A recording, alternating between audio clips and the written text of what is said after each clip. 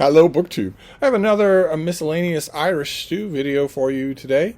An absolutely beautiful Tuesday. Slight low deck of thin clouds. I think we are going to get cloudier and cloudier, and then maybe a little rain in a day. But the walks with my little bean have been lovely. They've been short, but they've been lovely. I don't know if it's just a phase she's going through at the moment, or if we really have turned a corner to her being slightly older.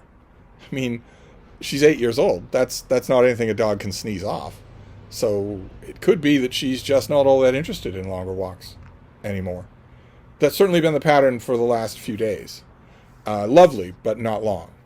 But as usual with these Irish stew videos, we are going to group things, and we'll group first the world, then the US, then YouTube, then BookTube, then me, and see what stories caught my eye, what things are of interest. A number of you said that you actually enjoy this type of video, and that's been wonderful. It has actually been wonderful. I did a video a few days ago where, of course, the subject for the world and the US and me was the assassination of MAGA influencer Charlie Kirk.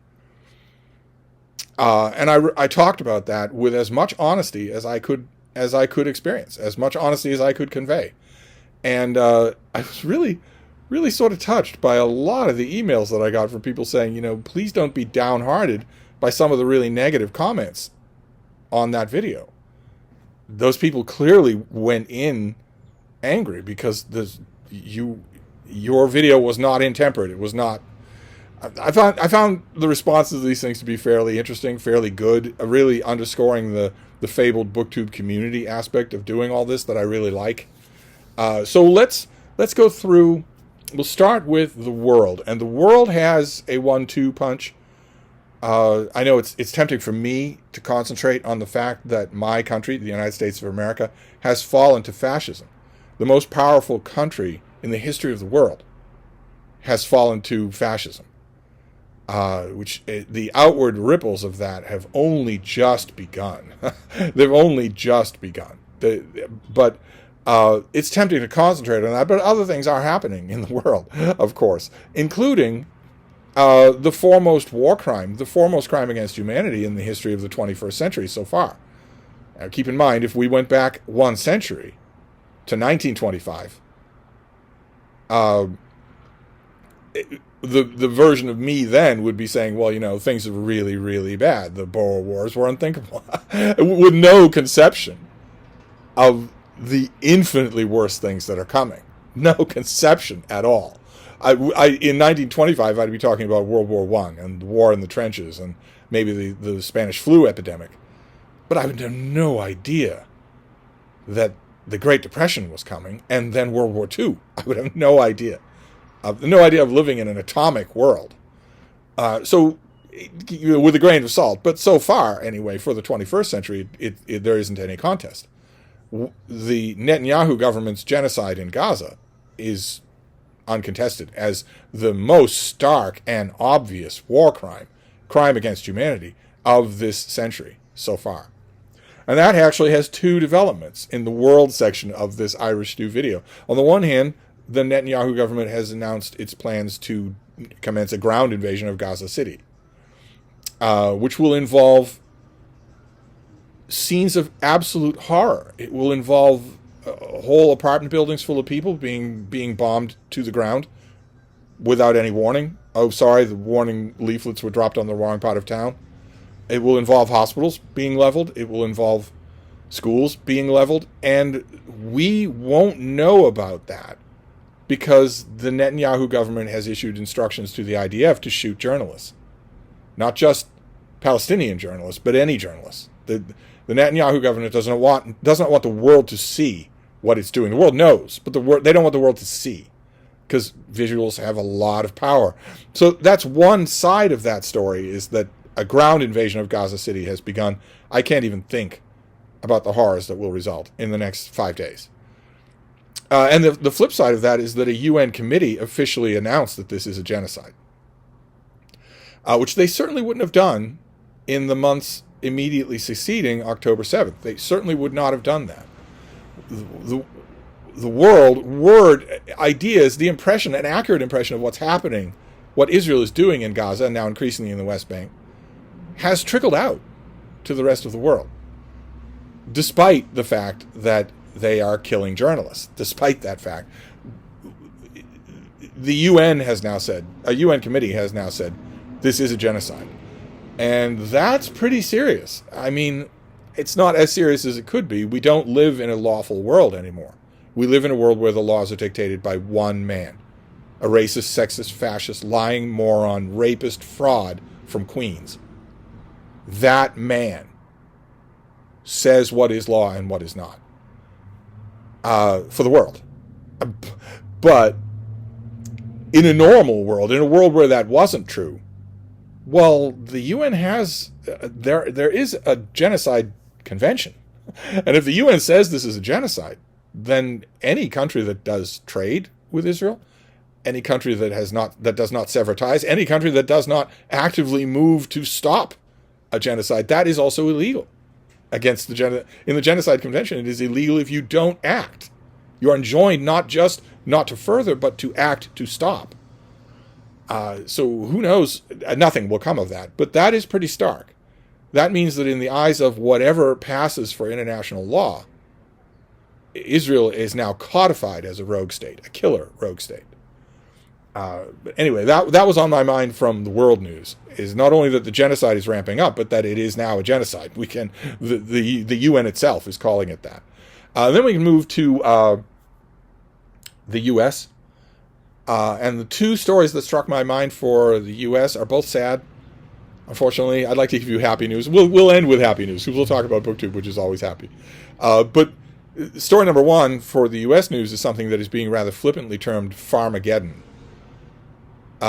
Because that one man, that one racist, sexist, fascist, lying moron, adjudicated rapist fraud from Queens, decided to wreck the U.S. economy. And a supine Supreme Court did not stop him. A supine Congress did not stop him. Supine trade regulation agencies, trade boards, all sorts of economic forums did not stop him. No one stopped him.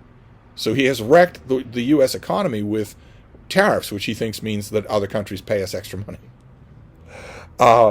And it was predicted by financial experts all along, the whole time that this was being talked about, it was predicted by financial experts that the first people who would feel it would also feel it the worst, and that would be U.S. farmers. And they have. And there are a lot of U.S. farmers, all of whom are MAGA, who are saying that they are going to be not only out of business, but out on the street. They're not going to be able to keep their home. They're not going to be able to send their kids to school. They're not going to be able to, they might be able to keep an old car that all six of them can live in, but that their business is done unless the government bails them out. So Farmageddon, naturally, in pre-Trump cult days, when these people were sane, when farmers were sane, when they weren't part of a religious cult, all of them part of the same religious cult, that's worth all their good relations with all of their relatives. It's worth all their good relations with their employers. It's worth having weird looks when you go into town because you've got the hat and the shirt and the flags, plural, on your truck. It's worth all of that. The cult is worth all of that to me. I have given myself over to this cult, including all my spendable money. The cult never stops asking for money, and I give every single time. Mindlessly. I'm tithing because a supernatural being is asking me to do that. And in the years before that cult took over 215 million American minds, I knew a lot of farmers. And so it's hard for me to see this. It's hard for me to think that this is just the beginning, that Farmageddon is just the beginning. That's one sad story. And the other sad story is much smaller in scope, which is that Robert Redford died. And I was never a huge fan of Robert Redford. In fact, I thought that as an actor, he was really bad. Just really, really bad. I almost never improved in an entire lifetime of acting. But he had on-screen charisma. And there's a difference between a good actor and a movie star. Not to go all my favorite year on you, but there's a distinct difference between a good actor and a movie star. Every once in a while, a movie star might mature into a good actor. It's rare. It's much rarer than people say. Much rarer. It didn't ever happen with Robert Redford. I don't believe that it has a chance of happening with Tom Cruise, for instance. Brad Pitt's fans say that it has happened to him. They say that it never needed to, that he was a great actor from the beginning. No. And I think if you need any real indication of this, that it's, for instance, never going to happen with Denzel Washington, another certified movie star, who's, not getting any younger. He's 70, so you were going to learn to this. It would have happened decades ago. I don't think you need to look any further than his ill-fated run on Broadway, just recently. A movie star doesn't necessarily mature into a good actor. And Redford was a movie star his whole career, and that I could very much appreciate. That's what makes his movies rewatchable. But the thing that always struck me, and I'd never know, I'm not up on my interviews with him, so I don't know if it ever struck him. I don't know if anybody around him ever made him aware of the fact that he was a Hollywood name for a handsome man. Just in general parlance, having nothing to do with Hollywood, having nothing to do with movies. Ordinary people in the street who weren't thinking about anything at all would say, well, he's good looking. He's no Robert Redford. And that has moved on. The people now have other, Brad Pitt and Tom Cruise would be other examples of that, later examples of that now. But that must be interesting. I don't know what that would feel like if you were to become a word for that. That your name is a word for us that's synonymous with a good-looking man. I wonder if anyone ever told Redford that, and if so, what he thought of it. But anyway, that's the U.S. news. We lost a genuine movie star and Farmageddon, and then we can move on to YouTube. And a lot of the YouTube that I have been watching has been dominated by the release of iOS 26, Apple's new operating system, iOS 26. Which was in beta mode. It was released in beta to a whole bunch of influencers and tech people a month ago, but now it has been released for you, for the general public. It's a massive, massive update, and it is designed, I think almost exclusively, to make your iPad into a much more working device. It's designed to enormously increase the productivity of your iPad, of working on your iPad with all sorts of windows and movable icons and whatnot. There are special effects in iOS 26 that are interesting. The liquid glass being the most famous one. I, of course, have not tried any of this stuff. I am not going to try to implement a massive upload on a device that I use every day because it might blow up.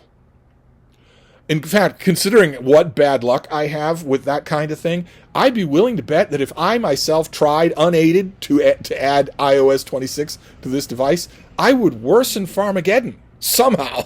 I bet I would do that. So I'm going to need tech support. I'm going to need somebody from the tech department, to come here and revamp the big iPad, the little iPad, the iPhone that I am hoping to have by then, and the MacBook. And I am interested to see, not so much with the little iPad, because a Bluetooth keyboard for the iPad mini is kind of unworkable. There's just too much you have to sacrifice to make something that small. But I have the full-size keyboard for this thing. It's got the magnetic backing. You just slap it on there, and then you unfold the keyboard. I'm not in love with Apple's own Magic Keyboard for the iPad, for the larger iPad Pro. But there are third-party iPad keyboards for this thing that I have not tried, that are not expensive, and that some of them look like they solve a lot of the things that bug me about the iPad, about the actual Apple Magic Keyboard. Some of the third-party ones seem like they solve a lot of the things that I don't like. None of them solve the main one, the main thing.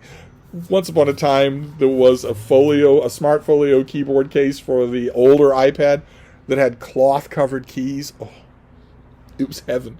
It was absolute heaven. And as far as I can tell, nobody makes that sort of thing anymore for the newer iPads. But I am naturally curious to know how much work I will be able to do on this thing once tech support actually puts iOS 26 on here. How much extra work will I be able to do? I'm really curious to know that because I love this thing and would love to work on it a lot more than I do. When I had the old iPad, I think it was, well, I don't remember what kind of an iPad it was, but it was an older iPad. It was a workhorse. I loved it. And I had that Smartfolio cloth-covered keyboard, and I could do huge amounts of work on that. Huge amounts. I don't know what the difference is here. It could just be the ergonomics of the keyboard. That very well could be. But that's the number one thing that I've been watching on YouTube. I'm watching a billion iOS 26 overviews, tips and tricks, hints, hidden features, all of that. All of it. So that is a one-note YouTube thing for this time around. Then we can move to BookTube. And the first thing I'll leave links to BookTube, but the first thing I want to mention on BookTube was traumatic. It was trauma. It was Daniel at Guilty Feet, who reactivated, he triggered a trauma in yours truly. You may remember months and months ago, the Brattle Bookshop got hundreds and hundreds. They went on a buy, and they brought back hundreds and hundreds of old bestsellers. Not very old bestsellers. 5, 10, 20, 25-year-old bestsellers. What Daniel in his video refers to as it books. The it book of the hour. He shows and talks about a handful of those on this video that I'll link to. The Bridges of Madison County, Wild Swans, Snow Falling on Cedar, Smilla's Sense of Snow, as it was called in this country. Books that sold a shed-load of copies and also got critics to talk about them. They were reviewed everywhere. And now no one talks about them, no one thinks about them, and no one reads them anymore. And months and months ago, the Brattle got hundreds of those kinds of books. And I was looking at them out in the sale lot, and I was thinking, this is an existential crisis. This is my profession. And this is what it amounts to? This is what it amounts to? This is 5 carts full of those books. And in only 4 weeks of being completely ignored by every customer who comes back to this lot, these are all going to be chucked in the dumpster. It's not just that no one reads them anymore, it's that no one will buy them on a whim even at $1. Then no one wants them anymore. So what are we all doing? What are myself and my fellow critics, what are we all doing? Chasing after these things by the dozens every year. What are we all doing? I had a brief existential crisis along those lines. I solved it in my own mind by saying 2 things. Number 1, I am not a typical critic. The 2 venues where I review new releases are entirely under my discretion, so I can review whatever I want. I don't have to chase after the new bauble. I don't have some editor telling me, you got to do this, or I really like you to do that, or you really won't be welcome here anymore. I don't have anyone like that anymore doing that. So I don't have to do those kind of bubble reviews. And also, 2, it's worth doing those bubble reviews anyway. Now we're going to pause for a commercial interruption.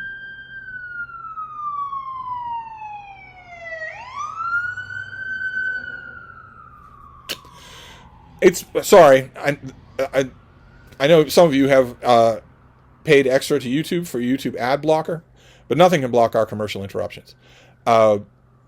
The second thing is that there's nothing wrong with critics raising a hullabaloo, raising a whole collective conversation about those it books. Nothing at all, because they are it books. It is an actual phenomenon, and so it's worthy of doing. It's worth doing.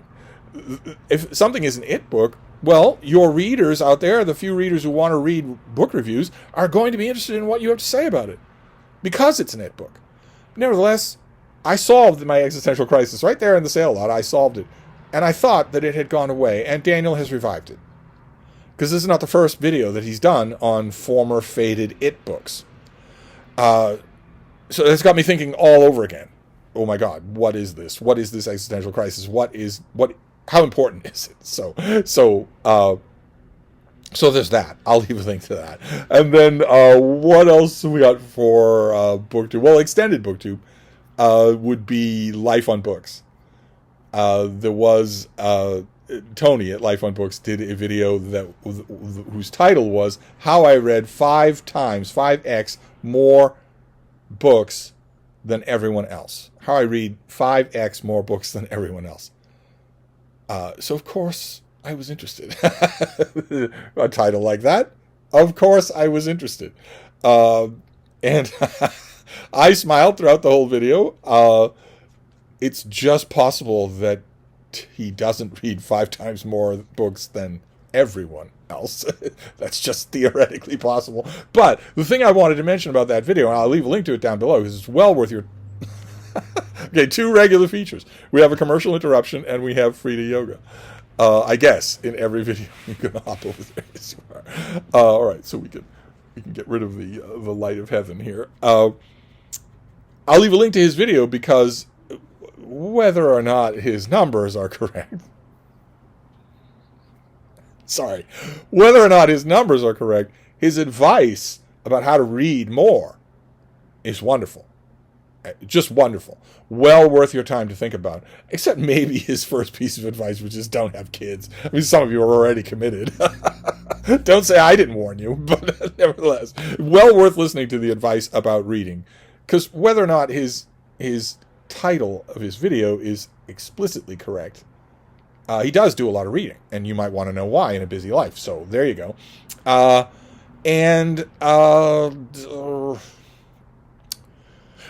the one other thing for BookTube, iSamwise, amazingly, did an interview with Larry Correia, the fantasy and sci-fi writer. Larry Correia has a legion of adoring fans, is a major name in a certain niche of fantasy and science fiction that virtually nobody alive anymore does as well as he does. And iSamwise is a great channel anyway, but he does a long interview with him, and I would have watched anyway. Larry Correia is very interesting to listen to. He's a very animated talker about the craft of writing, about his own career. But I was struck by what a good job iSamwise did in interviewing him. That's not a given at all. And that was pleasant to see. I wasn't wincing at all. I was happy with the direction that the questions were going. So I'll leave a link to all of those. To all of those for BookTube. And then there's me. And the me is connected with a video that I did just recently. I did it about e-reading. That's a subject about me that is foremost on my mind at the moment, is that I brought up e-reading in a video. I really should make a whole video about e-reading. A nice, long, whole video about e-reading. I've done that before. But like I've said many times now, you don't expect people to go spelunking through 9,000 videos. So I really should do it again.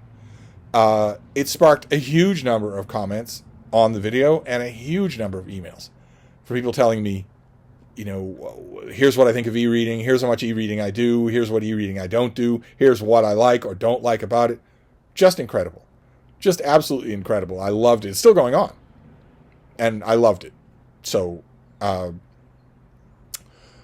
give me more of that. Absolutely, give me more of that. And I think a way to get even more of that would be if it wasn't just a digression.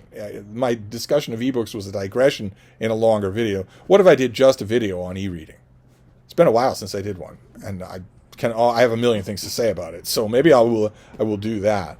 And then as far as the me part goes, there's also reading. BookTube reading and non-BookTube reading. I did a huge amount of reading last night that was World War II related. It was, in fact, Holocaust related. But I also did some BookTube events. A couple of them anyway. I meant to do more. There are 4 that I want to really concentrate on for September. But September is rapidly waning, and I have not done it. So I did Sumerian September. I did the next issue of Savage Sword of Conan, number 118, this Joe Jusko cover that just is not good. It is just not good. Composition-wise, this is just a bad cover. You can barely see the giant monster. And this is written by Larry Correia, and it's got more artwork by Gary Kwapis, who's artwork really is not growing on me. He's the guy I've mentioned many times who draws things from life, including crowd scenes. He will draw crowd scenes with the faces of his friends that you would think would be inconsequential. You think you wouldn't care at all, but God, is it distracting. Oh, God. And not only that, but we saw in an earlier thing a villager slicing the belly of a dead crocodile for food to prepare that day in shadow. So the shadow is meant for you to, you know, that you're not supposed to be paying all that much attention to it, but you can't help but when it's photorealism, you can't help but pay attention to it. Same thing with this little guy. You get this double page spread here of Conan fleeing from these warriors, but you're totally distracted by this little guy. Totally distracted by him just sitting there watching all this go by. And it's a standard treasure hunt goes wrong, and there's lots and lots of supernatural stuff. This guy, for instance, is not a normal customer. But I just don't like this. Okay, Bethany, can you pose for me? I just don't like this kind of artwork, and it turns out that makes a difference. That really does. So what am I supposed to do with something like this? Gabada, gabada, gabada? Is that the sound of the hooves on the ground there? And what am I supposed to make of a Conan who can easily handle a 20-foot drop without even twisting an ankle? He hits the ground and bisects somebody. What am I supposed to make of that? So the whole thing just, I did not enjoy it at all, and it was largely because of the artwork. I mean, when we get to a crucial moment in the story where Conan is confronting a monster who may or may not have intelligence, may or may not have the secret to the rest of the story, this is what the monster looks like. What an awful time to be drawing a face that looks like someone you know. What an awful, distracting time. It didn't do anything for me at all, not in the slightest. But the other BookTube event that I did last night was Shorty September, and that made up for it a lot. Because I reread a classic last night, and the paperback from Tuttle Books held up really well. I reread last night Yugetsu Monogatari by Ueda Akinara. This is translated by Leon Zolbrod. Leon Zolbrod is not... I don't know anything about him, but he's definitely not my favorite translator. I could tell I don't know Japanese, or Chinese, but I could tell right away that he was largely getting in the way, that he was elbowing end tables over and constantly clearing his throat and whatnot. It wasn't the kind of translator that I want, and I don't know how many times this has been translated. It was published in 1776, so it's not new. And it's a collection of a handful of supernatural tales. I would imagine that most of you would know this from the unbelievably great movie, rather than from the book itself. I also don't know how many times it's been translated, and I don't know what the translation would be called. If somebody did a new translation of this, Tales of Moonlight and Rain is pretty good and looks directly at the actual composition of the word Yugetsu, so you'd want a title that is something like that, I would think. This author was weird and brilliant and indefatigable as a worker. Worked all the time. Artwork, editing, collating, writing. It just worked all the time and read all the time. It was amazing to think that I'm reading a translation of a work that was published in 1776 by an author who absolutely loved The Tale of Genji and The Water Margin. So that is amazing. That is amazing to know that, even though I'm not sure that I could pick it out. Although some parts of this are just beautiful. Some parts of these stories are just beautiful, where especially when the beautiful parts shiver almost imperceptibly into the terrifying parts. The parts that are very quietly terrifying. There are no jump scares. But that is very much the same way as the classic movie, where you will look at something and you will be watching and you will think how stunningly beautiful what I'm watching is, as it slowly morphs into you realizing how horrifying it is. This was the same way, and I know this looks like it doesn't fit for Shorty September, but if you take the long, wonderful introduction off this thing, and the huge amount of endnotes in this old paperback, if you take those off, then you get to Monogatari at 90 pages, something like that. So it definitely counts for Shorty September. It was a whim. It wasn't the Shorty thing that I was planning on reading last night, but I loved it. Despite the translator. So I'll be on the lookout for. Actually, some of you would probably know. Some of you are probably much more expert on this sort of thing than I am. Has this ever been translated to English again? A later translation, maybe under a different title. But I loved it. It was a random pick. It wasn't what I was expecting, but I loved it. And that was largely it. Today has been full of reading. I assumed that it was going to be more Holocaust reading, but instead Christopher Columbus hoved into view. The 9 lives of Christopher Columbus hoved into view, and I'm always up for that. I'm always up for Christopher Columbus as a subject for reading and especially reviewing. Has a special place in my heart. So. For 2 reasons at least, there's a special place in my heart. So this doesn't come out for another month or 2, so I will be better behaved tonight. I will read September new releases tonight. I hope. But anyway, there you go. That is a rambling Irish stew video. I don't know how much of this will be of interest to you, but I'll upload it anyway, because every time I end one of these videos, of course, no one's watching, because no one watches past 60 seconds except bots. Everybody knows that. It's just a hidden truth of BookTube, kid. Just the way the game breaks. It's a tough business. We all hate it. But every time I end one of these things by saying, I don't know if you're even enjoying this, I get bombarded with emails from people saying I am enjoying this. I might not agree with all of it, but I am enjoying it. So it certainly helps, because I really don't have the time to make a pile of videos today. So I'll wrap this up for now, and we'll see what we talk about next time. Thank you, BookTube.